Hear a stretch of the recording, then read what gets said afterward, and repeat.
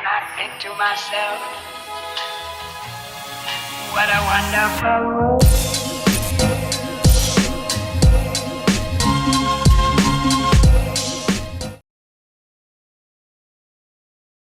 Halo semuanya, selamat datang kembali di Story Film. Apa kabar kalian semua? Seperti biasa, semoga kita selalu diberi kesehatan, keberkahan, dan rezeki yang berlimpah. Pada tahun 2018 sampai 2020, di negara bagian Amerika, di mana tragedi serial killer terjadi dimulai dari Denver, Colorado, berlanjut ke Grand Lake, lalu meluas ke Wyoming dan Idaho Tengah, dan terakhir berpuncak di Hood River yang ada di Oregon. Kemudian menurut wawancara polisi, keterangan saksi, dan observasi kepolisian, film ini berjudul Strange Darling yang dirilis pada tahun 2024. Film ini merupakan dramatisasi kisah nyata dari kematian terakhir yang diketahui akibat pembantaian tersebut. Penasaran?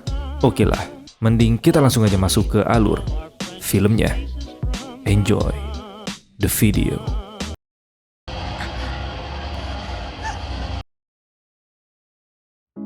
Dengan terbagi menjadi 6 bab, film diawali dengan diperlihatkan seorang wanita bernama Gail yang sedang berusaha melarikan diri dari seorang psikopat yang sedang memburu dirinya. Psikopat itu dikenal dengan nama The Demon, atau kita panggil saja dia RC. Bab 3 pun dimulai. Jangan tanya kenapa dimulai dari bab 3, karena emang dari filmnya. Terlihat Gail sedang kejar-kejaran dengan RC di jalanan yang sepi.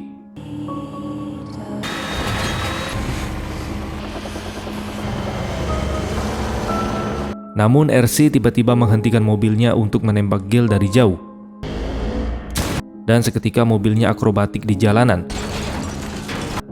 Seakan belum puas, RC menancap gas mobilnya dengan kencang untuk menabrak Gail. Beruntung dia berhasil menghindar dan pada akhirnya Gail kabur ke arah hutan. Di dalam hutan, tanpa sengaja Gail menemukan minuman alkohol di sebuah OYO gratis yang ada di tengah hutan. Sembari bersembunyi dari kejaran RC, Gail meminum alkohol yang dia temukan tadi. Setelah itu dia menyiram sisa alkohol tersebut ke telinganya yang kemungkinan bekas luka disebabkan oleh tembakan RC tadi.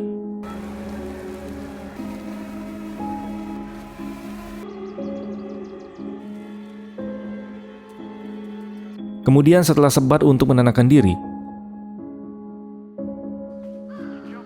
Gail akhirnya bertemu dengan sebuah rumah. Tanpa pikir panjang, Gail pun langsung berteriak meminta tolong.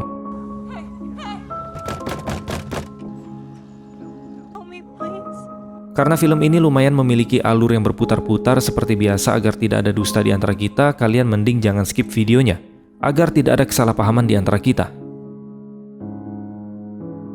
Kembali ke cerita, kita memasuki bab kelima, di mana saat ini Gail sedang bersembunyi dari RC, yang telah memasuki rumah tempat dirinya meminta tolong. Perlahan RC mencari keberadaan Gail di dalam rumah tersebut.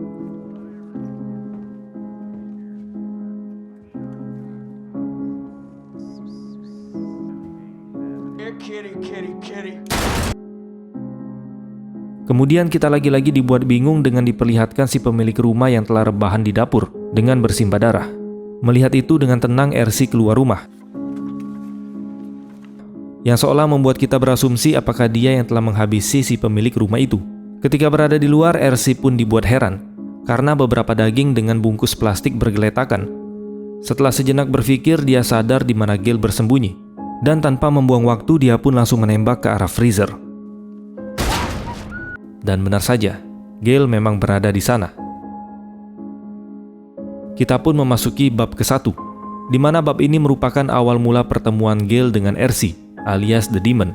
Di sini terlihat mereka berdua memiliki kedekatan, dan berdasarkan percakapan mereka kita pun mengetahui ternyata mereka berdua ini baru berkenalan di sebuah bar. Lalu karena Gail tertarik dengan sosok RC, dia pun tidak keberatan untuk diajak ke tempat penginapan. Di dalam kamar OYO tersebut kita diperlihatkan sosok Gail yang ternyata tipikal cewek masokis, atau cewek yang ingin adu mekanik dengan cara yang kasar. Tapi tanpa alasan yang jelas, Gail terkesan hanya mempermainkan birahinya RC. Namun sabar dulu, nantinya pasti hal itu akan saya jelaskan. karena kita akan memasuki bab keempat. Di sini kita diperlihatkan dengan kakek bernama Frederick dan istrinya bernama Vivi. Tidak lama kemudian datanglah Gail meminta tolong ke rumah mereka. Itu artinya ini adalah kejadian setelah Willa dari hutan. Ketika mereka melihat keadaan Willa yang terluka, mereka pun tanpa segan langsung menolongnya. Setelah mendapat perawatan, Gail pun menjelaskan apa yang sedang dia alami. Yes, he was chasing me in a truck. Dan kemudian Gail menanyakan apakah mereka memiliki senjata. Mendengar itu, Vivi pun menjawab bahwa mereka tidak memiliki senjata apapun, melainkan mereka hanya mempunyai semprotan beruang untuk perlindungan mereka di tengah hutan. Lalu tiba-tiba Gail menggerang sakit pada luka di telinganya, yang membuat Vivi berinisiatif mengambilkan obat pereda nyeri untuk mengobati lukanya Willa. Tapi sebuah plot twist terjadi ketika Pete ingin melapor ke 911 tentang kejadian yang menimpa Gail, karena tanpa alasan yang jelas Gail melarang Pete melapor ke polisi. There were no fucking cops.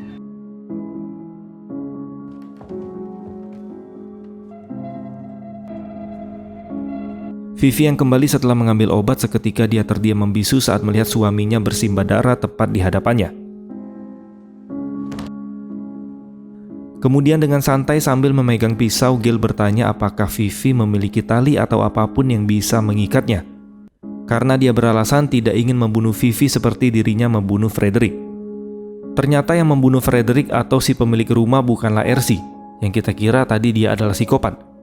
Dan dengan polos Vivi yang tidak mempunyai pilihan lain, dia pun menawarkan Gail untuk ikut bersamanya, mengambil rantai di tempat bunker milik mereka.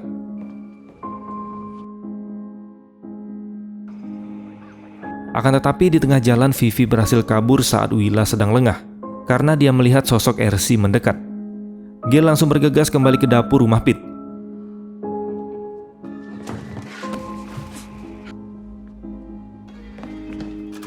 Setelah itu dia bersembunyi sembari membawa semprotan beruang bersamanya.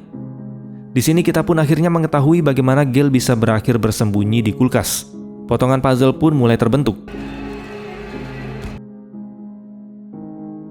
Lalu kita kembali dibawa ke bab berikutnya, yaitu bab kedua, di mana terakhir kita melihat Gail sedang mempermainkan birahinya Ersi. Tanpa diduga Gail menawarkan narkoboy kepada Ersi, yang dia bawa untuk mereka berdua nikmati sebelum nantinya Gail mengajak Ersi adu mekanik. Dan lagi-lagi hal yang tidak kita duga pun terjadi, di mana ternyata Gail ini menjebak Ersi dengan memberikannya ketamin, atau sejenis narkoba yang membuat si penggunanya akan mual, muntah, bahkan kehilangan kesadaran.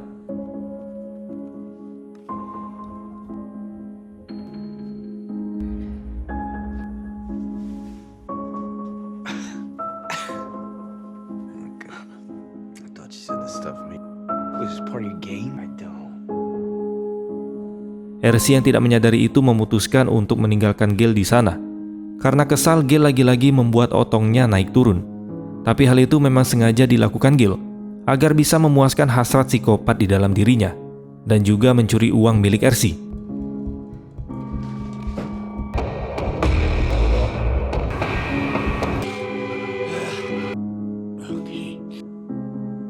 Namun semuanya berantakan ketika Gail mengetahui identitas dari Ersi, yang ternyata dia adalah seorang polisi.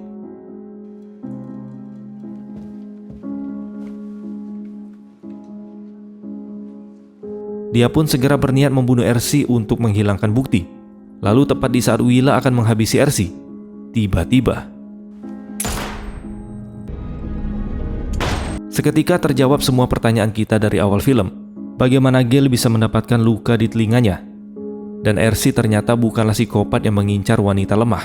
Dan sebenarnya yang merupakan psikopat Gail itu sendiri, di mana dia cerdik memanfaatkan sifat lemah dari wanita agar bisa melancarkan aksi membunuhnya dan merampok uang laki-laki yang dia iming-imingi dengan adu mekanik.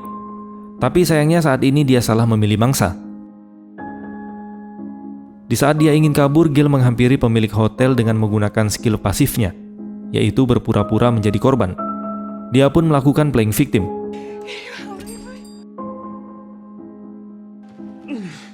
Sedangkan Ersi mencoba menyadarkan dirinya dari efek ketamin dengan mengonsumsi narkoba yang ditinggalkan oleh Gil. Di saat yang bersamaan ketika si pemilik penginapan ingin menghubungi polisi, tiba-tiba Call 911, will you? Already are, sweetheart. setelah itu dia pun meminta mobil milik pegawai motel, yang otomatis menjawab kenapa Gil kejar-kejaran di awal film tadi. It's a 78. Kepingan puzzle perlahan akhirnya lengkap.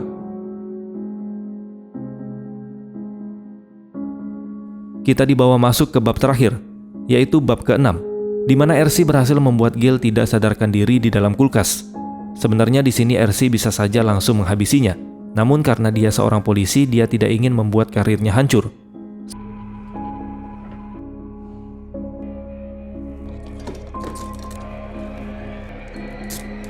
Setelah memborgol Gil di kulkas, RC pun berinisiatif menelpon rekannya atau sheriff yang bertugas di wilayah tersebut untuk menangkap si Willa.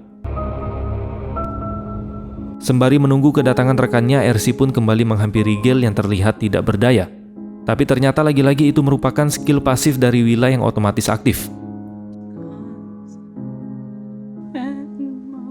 Sebab ketika RC lengah, tiba-tiba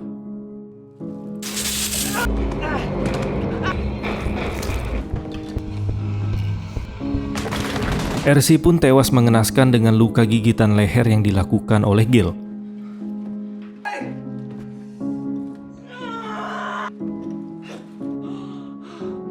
Tidak lama kemudian terdengar rekan dari RC yang bernama Pete dan rekan perempuannya sebut saja Marcona. Menyadari itu, Gil pun langsung mengaktifkan skill pasifnya dengan berpura-pura menjadi korban, di mana seolah-olah dia sedang diruda paksa oleh RC yang membuat dirinya otomatis menjadi korban. Di sini sebenarnya Pete merasa curiga dengan perkataan dan perilaku Gil. Dia pun berniat mencari tahu dulu apa yang sebenarnya terjadi. Akan tetapi Marcona ini bersikeras menganggap apa yang dikatakan Gil itu benar, karena mau bagaimanapun wanita tidak pernah salah. Dengan terpaksa Pete pun mengikuti kemauan Marcona untuk memberikan bantuan medis secepatnya kepada Gil. Di dalam perjalanan, Marcona memberikan rasa perhatian penuh, karena sebagai sesama wanita, dia merasa iba dengan apa yang dialami oleh Gil.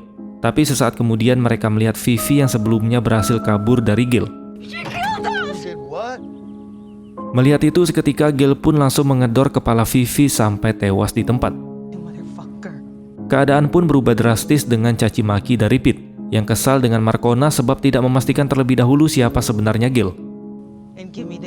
Mendengar itu, Gil pun meminta senjata kepada mereka berdua. Di sini dia juga memberitahu jika dirinya adalah The Electric Lady, atau buronan yang selama ini dicari oleh pihak kepolisian, dengan kasus pembunuhan berantai yang terjadi di hampir setiap motel yang ada di daerah tersebut. Setelah itu, Gil pun menyuruh Marcona keluar dan meminta Pete membawanya pergi dari sana. Kita pun akhirnya masuk ke bab prolog, dengan dimulai dari pertanyaan Pete yang penasaran apakah Gil ini benar-benar si Electric Lady. Mendengar itu, Gil pun menjelaskan bahwa sebenarnya dia tidak ingin membunuh siapapun. Bahkan dia juga tidak mau sampai membuat tragedi pembunuhan berantai. Pete tambah dibuat penasaran mendengar penjelasan dari Gil. Gil kembali menjelaskan terkadang dia melihat sosok iblis ketika sedang bercermin. Itu artinya ketika dia melihat cermin, seolah-olah dia melihat dirinya berubah menjadi sosok iblis. Di saat dia melihat itu, entah kenapa dia refleks akan membunuh siapapun yang berada di dekatnya. Pete yang mendengar perkataan tersebut langsung terdiam, sembari melirik Gil melalui cermin. Tapi saat Gil ikut melirik ke arah cermin, tiba-tiba setelah itu, dengan berjalan sempoyongan, Gil kembali mengeluarkan skill pasifnya ketika melihat sebuah mobil yang melintas. Sama seperti orang-orang yang pertama kali melihat Gil tidak berdaya, tanpa segan wanita itu pun membawa Gil masuk ke dalam mobil untuk membawanya ke rumah sakit terdekat. Lagi-lagi di saat Gil melihat cermin, dia kembali melihat sosok iblis dari pantulan dirinya. Dan otomatis wanita yang menolongnya itu akan segera dia habisi. Namun tepat ketika Gil ingin membunuh wanita tersebut, tiba-tiba sepandai-pandainya tupai melompat pasti akan jatuh juga. Itu adalah ungkapan yang paling tepat untuk ditujukan kepada Gil. Hingga akhirnya Gil pun tewas. Dan film pun selesai. ending yang sangat menpsikopatkan. Siapa sangka di balik sosok Gale yang di awal film terlihat sangat lemah, ternyata dia adalah seorang psikopat yang sangat manipulatif. Dan kisah nyata yang paling mirip dengan kisah di film ini adalah sebuah kasus dengan tersangka bernama Aileen Wuornos, seorang kupu-kupu malam yang hampir mirip seperti Gale di film ini, dengan memanfaatkan sosok lemah seorang wanita untuk membunuh 7 korbannya. Oke lah teman-teman, mungkin ini aja bisa kita bahas pada kesempatan kali ini. Terima kasih sudah menonton dan sampai jumpa di next video.